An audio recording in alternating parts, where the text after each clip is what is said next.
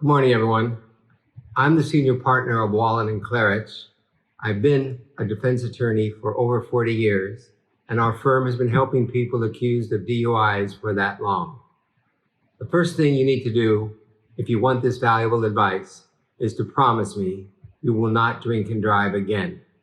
I'm not saying you have, but in case you have to raise your right hand and say, I promise to not drink and drive. If you drink and drive, you will likely get stopped by a police officer. The tips in this video are designed so you don't get arrested for DUI. They're devices that have worked for our clients for almost 40 years. So listen carefully because you will learn a lot. The first thing you need to know is when you are stopped by a police officer for a DUI, understand that he believes you are drunk. So the burden is on you to not give him evidence to confirm his belief. So the first thing you have to do is be the officer's friend. You have a choice. When the officer comes to your car, you can either decide you're going to be his friend or his enemy. You do not want to be the police officer's enemy because then he will want to do everything he can to arrest you for a DUI. And your goal is to get out of there and drive off and have a pleasant evening. So when the officer asks you for your identification, you gladly hand him your driver's license and your insurance and your registration. And that's step one.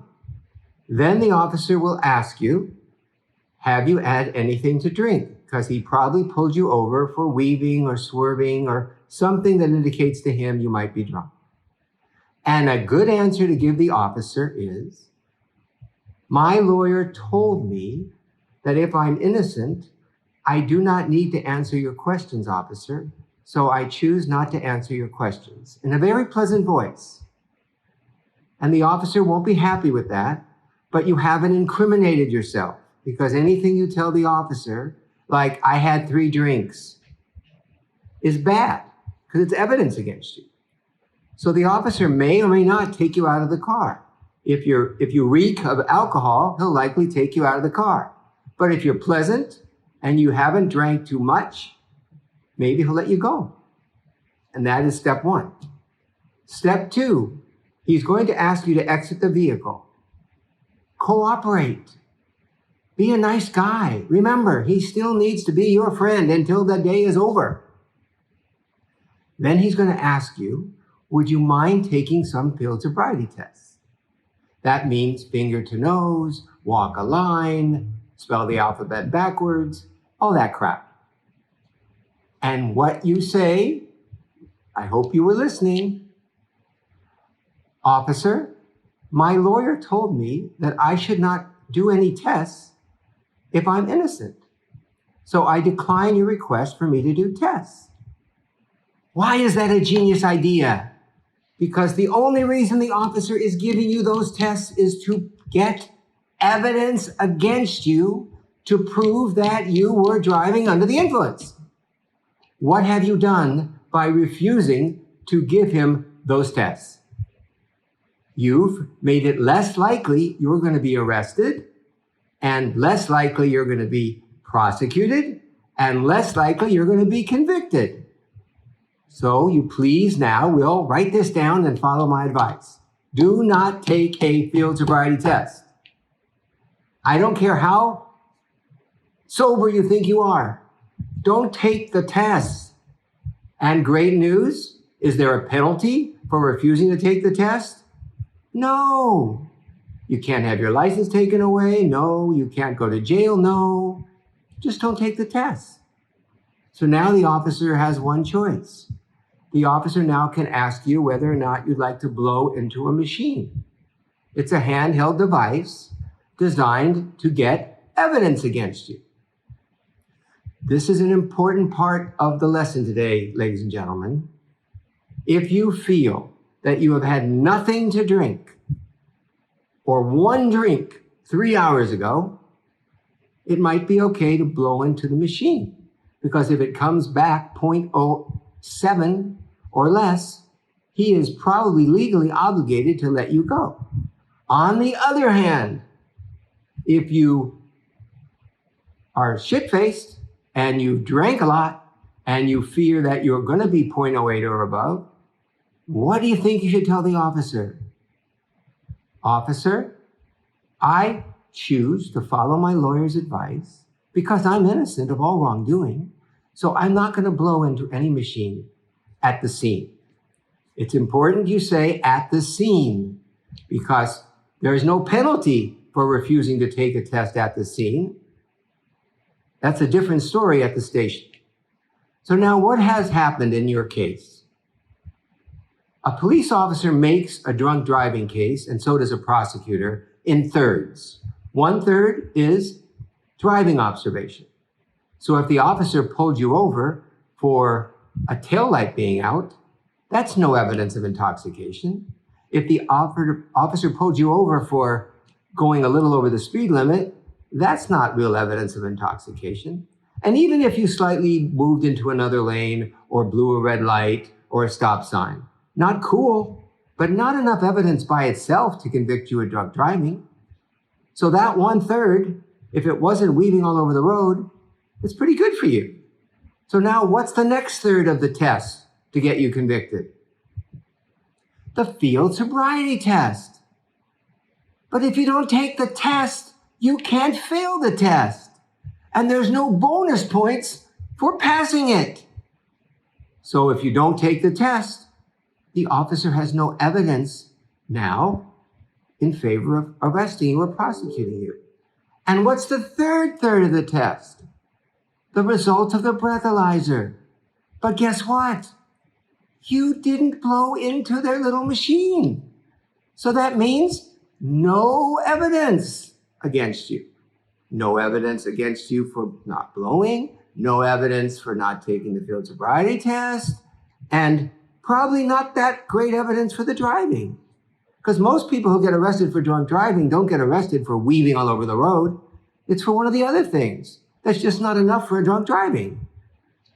So those key pieces of information are critical if you want to maximize your chances of not being arrested for a DUI. Now, in the event that the officer does arrest you for a DUI, there's another question. When the officer arrests you for a DUI, that doesn't mean you're guilty of anything. You continue to cooperate. You continue to smile. You continue to be friendly. You don't answer any of his questions. You always have the pat answer. My lawyer said I don't have to answer any questions if I'm innocent, and I'm innocent, officer. Always in a friendly tone. But now you're handcuffed and you're taken down to the station, and now they want you to submit to a blood or a breath test. And this is where it gets tricky.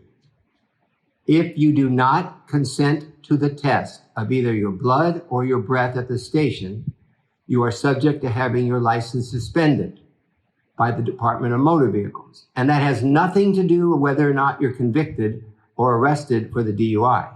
That's a separate punishment just for your decision to not take the test at the station. In fact, the officer has to read you something, and he has to sign under penalty of perjury that he read you the advisement that your license will be suspended if you don't take the test. So now what? You don't want to be convicted of a DUI, right? There's a ton of punishment you're going to get if you get convicted of a DUI. If you take the test, in accordance to law, that might be evidence of your guilt, but you don't know. Again, if you had 3 or 4 drinks over a short period of time, there's a million factors, it might come out above a 0.08.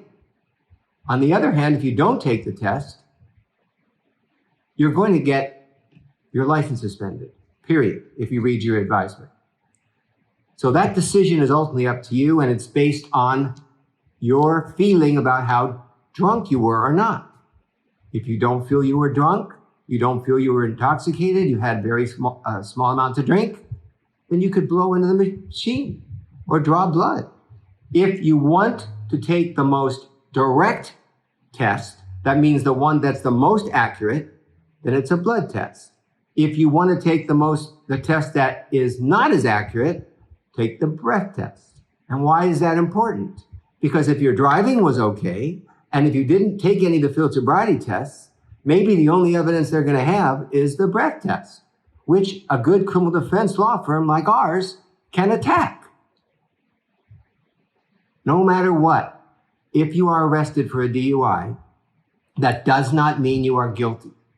It does mean you're going to have to go through some bad shit, because you're going to have to get arrested and you're going to get booked and printed, but you'll likely, because of the pandemic, be released on your own recognizance. You may have to post a small amount of bail.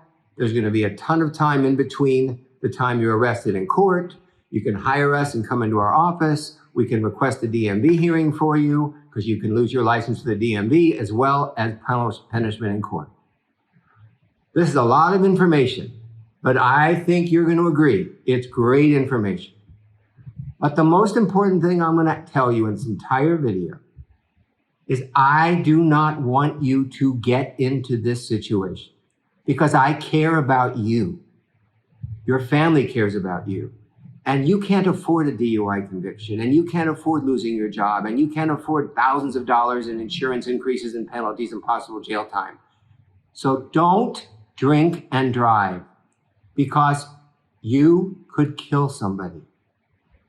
So the advice I'm giving you is for you to give to a friend that you might think is not as smart as you.